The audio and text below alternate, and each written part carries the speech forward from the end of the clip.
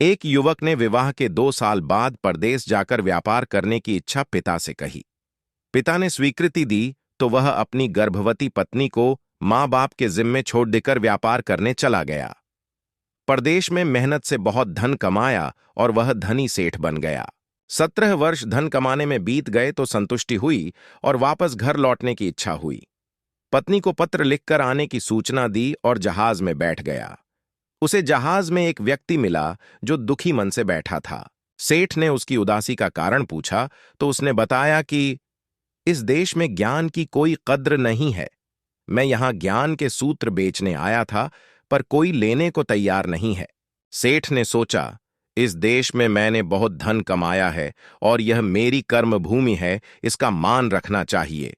उसने ज्ञान के सूत्र खरीदने की इच्छा जताई। उस व्यक्ति ने कहा, मेरे हर ज्ञान सूत्र की कीमत 500 स्वर्ण मुद्राएं हैं।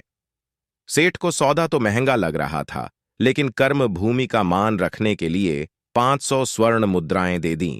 व्यक्ति ने ज्ञान का पहला सूत्र दिया, कोई भी कार्य करने से पहले 2 मिनट रुक कर सोच लेना। सेठ ने सूत्र अपनी किताब में लिख लिया। कई दिनों की यात्रा के बाद रात्रि के समय सेठ अपने नगर को पहुंचा। उसने सोचा, इतने सालों बाद घर लौटा हूं तो क्यों न चुपके से बिना खबर दिए सीधे पत्नी के पास पहुंचकर उसे आश्चर्य उपहार दूं।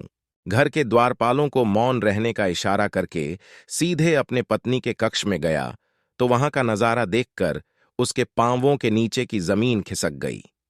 पलंग पर उसकी पत्नी के पास एक युवक सोया हुआ था। अत्यंत क्रोध में सोचने लगा कि मैं परदेश में भी इसकी चिंता करता रहा और ये यहां अन्य पुरुष के साथ है। दोनों को जिंदा नहीं छोड़ दूंगा। क्रोध में तलवार निकाल ली। वार करने ही जा रहा था कि उतने में ही उसे 500 स्वर्ण मुद्राओं से प्राप्त ज्ञान सूत्र याद आया कि कोई भी कार्य करने से पहले 2 मिनट सोच लेना। सोचने के लिए रोका। तलवार पीछे खींची तो एक बर्तन से टकरा गई। बर्तन गिरा तो पत्नी की नींद खुल गई। जैसे ही उसकी नजर अपने पति पर पड़ी वह खुश हो गई और बोली, आपके बिना जीवन सूना सूना था। इंतजार में इतने वर्ष कैसे निकाले, यह मैं ही जानती हूं। सेठ तो पलंग पर सोए पुरुष को देखकर कुपित था। पत्नी ने युवक को उठने के लिए कहा, बेटा जाग, तेरे पिता आए हैं।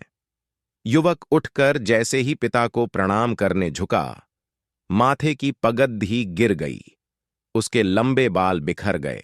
सेठ की पत्नी ने कहा, स्वामी, ये आपकी बेटी है। पिता के बिना इसके मान को कोई आंच न आए, इसलिए मैंने इसे बचपन से ही पुत्र के समान ही पालन पोषण और संस्कार दिए हैं। यह सुनकर सेठ की आंखों से अश्रुधारा बह निकली। पत्नी और बेटी को गले लगाकर सोचने लगा कि यदि आज मैंने उस ज्ञानसूत्र को नहीं अपनाया होता तो जल्दबाजी में कितना अनर्थ हो जाता। मेरे ही हाथों मेरा निर्दोष परिवार खत्म हो जाता। ज्ञान का यह सूत्र उस दिन तो मुझे महंगा लग रहा था, लेकिन ऐसे सूत्र के लिए तो 500 स्वर्ण मुद्राएं बहुत कम हैं।